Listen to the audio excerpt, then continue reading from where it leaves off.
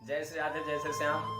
आइए हम लोग जाने कि व्रत किसे कहते हैं, व्रत का नियम क्या है, शास्त्रों में हमारे क्या बताया गया है, व्रत के नियम को लेकर के वेद व्यास जी महाराज क्या कहते हैं। इन्हीं कई प्रश्नों के साथ आज हम लोग गहन चिंतन करेंगे। इस बात को लेकर के आज हम लोग मनन करेंगे। सबसे पहले आप लोग ध्यान रखें कि व्रत में क्या नहीं करना चाहिए। अग्नि पुराण 175वां अध्याय 9वां श्लोक। ओम अस्कृ जलपानाश्च सकृचिताम्बूल चैवणात् उपवासः प्रदुष्येत दिवास्वापास्य मैथुनम्। असकृत जलपानाश्च, व्रत रहने वाले व्यक्ति को बार बार जल भी नहीं पीना चाहिए। अर्थात कि अगर आप व्रत रख रहे हैं तो आप प्रयास कीजिए कि दिन में कम से कम बार हमको जल पीना पड़े। इसलिए याद रखें कि असकृत जलपानाश्च, आप प्रयास कीजिए कि कम बार हमको जल पीना पड़े। अगर आप दिन में कम से कम 25 बार जल पीते हैं तब भी आपका व्रत नष्ट हो जाता है, आपका व्रत खंडित हो जाता है। और ध्यान रखें कि सकृत तांबूल चरवणात्, बार बार जल पीने से और एक बार भी पान खा लेने से, अगर आप पान खा लेते हैं उपवास रखते समय, व्रत रखते समय, तो आपका व्रत नष्ट हो जाता है, खंडित हो जाता है। इसलिए ध्यान रखें कि पान भी नहीं खाना चाहिए। सकृत तांबूल चरवणात्। दिवास्वा, दिन में सोना भी नहीं चाहिए। अगर आप दिन में सो रहे हैं तब भी आपका व्रत नष्ट हो जा रहा है, आपका व्रत खंडित हो जा रहा है। इसलिए याद रखें, अगर आप शास्त्रों के अनुसार व्रत रखना चाहते हैं तो ना तो आप बार बार जल पीजिए, ना ही आप पान खाइए और ना ही आप दिन में शयन कीजिए। दिन में सोना भी मना है। दिवास्वापाश्च मैथुनात्, मैथुन क्रिया भी व्यक्ति को नहीं करना चाहिए व्रत रखते समय। इसलिए याद रखें। इसके साथ साथ व्रत के 10 नियम और हैं महाराज। कौन कौन से, आइए ध्यान पूर्वक सुने। कि क्षमा सत्यम दया दानम शौचमिंद्रिय निग्रहम देव पूजा अग्निहरणम च संतोषोस्तेयमेव च। ये 10 नियम है। पहला है क्षमा। अगर आपके प्रति कोई अपराध कर देता है तो उसे आप क्षमा कर दो। क्षमा का भाव होना अति आवश्यक है। दूसरा है दया। आप प्राणियों पर दया करो, जीवों पर दया करो। भूखे को भोजन खिलाओ, प्यासे को पानी पिलाओ। तीसरा है सत्यम। आप उस दिन सत्य बोलें, सत्य का पालन करें, सत्य वचन का पालन करें। चौथा है दानम।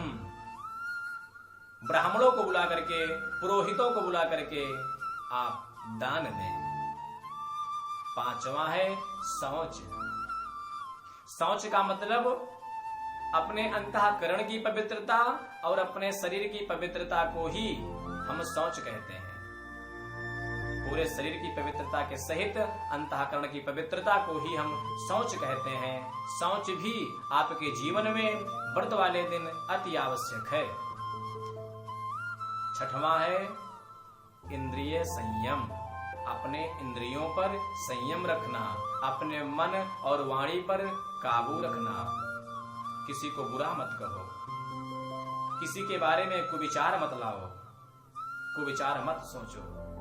किसी के प्रति काम, क्रोध, द्वेष, ईर्ष्या, मदभाव मत करो, भेदभाव इत्यादि मत करो। इंद्रियों पर नियम रखो, संयम रखो। ये छठवां है। सातवां है देव पूजा। देवताओं की उपासना करो, अपने उपासकों की उपासना करो।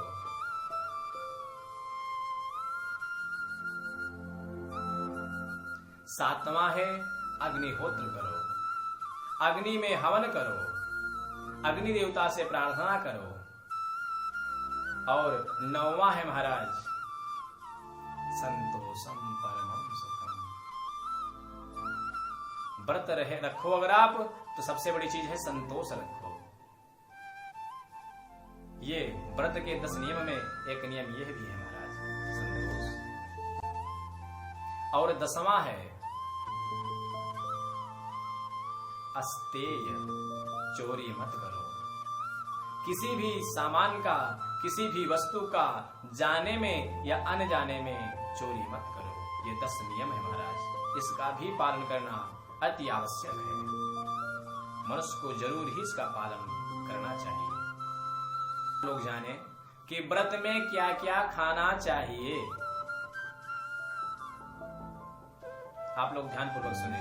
वृद्ध गौतम स्मृति 14वां अध्याय 8वां श्लोक कि अष्टोत्तान्य व्रत घ्नानि आपो मूलम घृतम पया हविर्ब्रह्मण काम्या च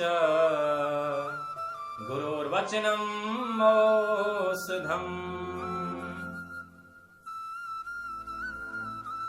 आप व्रत में 8 चीजों का सेवन कर सकते हैं। क्या क्या? पहला है जल। आप जल पी सकते हैं, निसंकोच आप जल पीजिए, आपका व्रत भंग नहीं होगा। दूसरा है फल। पहला है जल, दूसरा है फल। आप कोई भी फल खा सकते हैं, आपका व्रत नष्ट नहीं होगा। तीसरा है मूल। कंदमूल आप खा सकते हैं, कंदमूल खाने से आपका व्रत नष्ट नहीं होगा। चौथा है दूध। आप दूध पीते हैं अगर, तब भी आपका व्रत नष्ट नहीं होगा। पांचवा है घी। आप घी का अगर सेवन करते हैं, घी से बने हुए फलाहार का अगर आप सेवन करते हैं, तब भी आपका व्रत नष्ट नहीं होगा। छठवां है ब्राह्मण काम्याचा। अगर ब्राह्मण की इच्छा है कि आप उसके दिए हुए प्रसाद को ग्रहण करें, तो ब्राह्मण क्या दे रहा है इससे मतलब आपको नहीं है। ब्राह्मण जो भी दे रहा है उस प्रसाद को ब्राह्मण की प्रसन्नता के लिए आप पा लीजिए, आपका व्रत नष्ट नहीं होगा। तो ब्राह्मण की प्रसन्नता के लिए आप कुछ भी पा सकते हैं जिसमें ब्राह्मण प्रसन्न हो। गुरोर वचनम। सातवां है गुरु का वचन, गुरु को आज्ञा। अगर गुरु का आदेश है तो अगर आपको गुरु जहर दे रहा है तो उस जहर को भी आप पी जाइए, वो भी आपके लिए व्रत में लाभदायक ही होगा। मानस में गोस्वामी बाबा लिखते हैं कि मातु पिता गुरु प्रभु कयवानी बिनहि विचारे करय शुभ जानी। तो गुरु के आज्ञा का उल्लंघन कभी ना करें। अगर आप व्रत रख रहे हैं, व्रत हैं, अगर गुरु आपको कुछ भी प्रसाद दे रहा है तो आप निसंकोच पा जाइए, आपका व्रत नष्ट नहीं होगा। और 8वां है औषधम।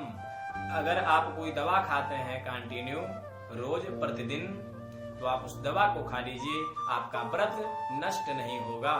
ये है महाराज व्रत के 8 चीजें जिनका हम सेवन कर सकते हैं। पहला जल, दूसरा फल, तीसरा कंदमूल, चौथा दूध, 5वां घी, 6वां ब्राह्मण की कामना के लिए, ब्राह्मण की प्रसन्नता के लिए, 7वां गुरु के आज्ञा से कुछ भी खाया जा सकता है, और 8वां है औषधम, दवा भी आप पा सकते हैं। यह है व्रत के नियम।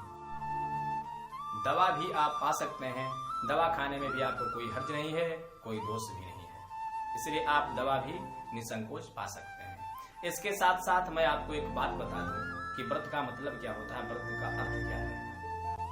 कि उपसमीपे यो वासो जीवात्मन परमात्मनो उपवासा सविज्ञेया नातु कायस्य शोषणम। जो दिन, जो समय, जो क्षण परमात्मा को अपने साथ में मान करके, परमात्मा को अपने पास में मान करके बिताया जाए, उसे ही उपवास कहते हैं, उसे ही व्रत कहते हैं। आप यही महसूस करें हमेशा कि मैं परमात्मा के साथ हूं, परमात्मा हमारे साथ है, परमात्मा मुझे देख रहा है, हमारा ईश्वर हमें देख रहा है।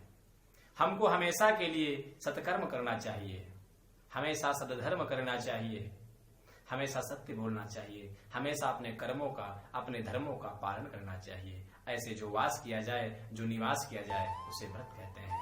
जय श्री राम, जय श्री श्याम।